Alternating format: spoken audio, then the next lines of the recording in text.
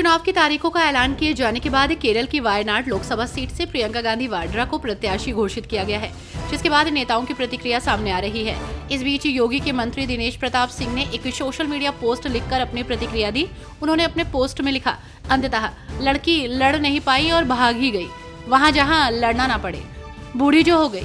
उनके इस बयान के बाद अब सियासी बवाल खड़ा हो गया है। जानलेवा हमले के मामले में दर्ज किए गए मुकदमे की तारीख के चलते AIMIM के राष्ट्रीय अध्यक्ष असदुद्दीन ओवैसी जेड सुरक्षा के बीच हापुड़ कचहरी पहुंचे। न्यायाधीश के समक्ष उन्होंने बयान दर्ज कराए।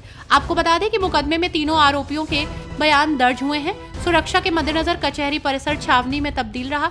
कड़ी सुरक्षा के बाद ओवैसी के काफिले को रवाना किया गया। उपचुनाव को लेकर भाजपा ने तैयारी तेज कर दी है। चुनावी प्रचार जोरों पर है। इस कड़ी में यूपी बीजेपी की ओर से एक लिस्ट पार्टी हाईकमान को भेजी गई है। इस लिस्ट में हर सीट पर संभावित 3 उम्मीदवारों के नाम भेजे गए हैं। इन तीनों नामों में से किसी के नाम पर अब हाईकमान मुहर लगा सकता है। यूपी में बुलडोजर एक्शन लगातार जारी है। वहीं इसी बीच बाराबंकी में लाजपत नगर और बेगमगंज के बीच स्थित खैरात खाना की जमीन पर अवैध कब्जा हटाया जाएगा। इस जमीन पर केडी सिंह बाबू का स्मारक और संग्रहालय बनाया जाएगा। 5 करोड़ रुपए निर्माण के लिए स्वीकृत हो चुके हैं। पार्किंग स्थल के लिए खैरात खाना और काजी हाउस की सरकारी जमीन को खाली कराने के निर्देश दिए गए हैं। दीपावली से पहले नोएडा के चिल्ला एलिवेटर रोड का नाम शुरू हो जाने की संभावना जताई जा रही है। नोएडा प्राधिकरण के CEO डॉक्टर लोकेश ने इससे प्रोजेक्ट से जुड़ी 105 करोड़ की फाइल को अप्रूवल दे दिया है। प्राधिकरण से फाइल को अप्रूवल मिलने के बाद इस अनुमति के लिए वित्तीय समिति शासन को भेज दिया गया है। वित्तीय समिति की ओर से अध्ययन करने के बाद इसे फाइनल अनुमति दी जाएगी।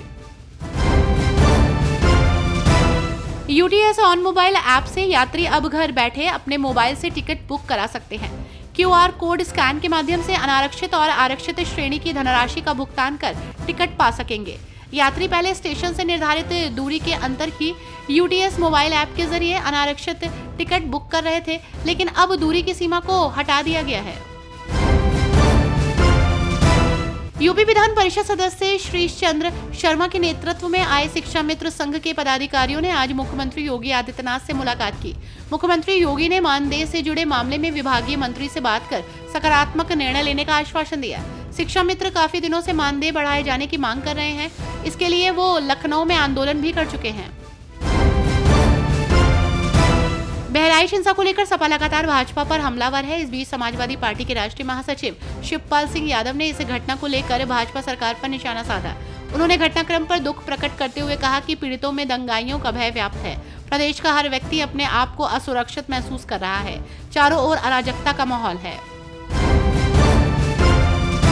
उत्तर प्रदेश सरकार ने किसानों को कृषि यंत्रों की खरीद पर सब्सिडी देने की घोषणा की है। इस योजना के तहत किसानों को 10,000 रुपए से लेकर 1 लाख रुपए तक के कृषि यंत्रों पर 2,500 रुपए से लेकर 5,000 रुपए तक की सब्सिडी मिलेगी। किसान विभागीय पोर्टल पर जाकर ऑनलाइन आवेदन कर सकते हैं। दीपावली और छठ के दौरान उत्तर प्रदेश राज्य सड़क परिवहन निगम ने बसों को समय पर चलाने के लिए एक अनोखी पहल शुरू की।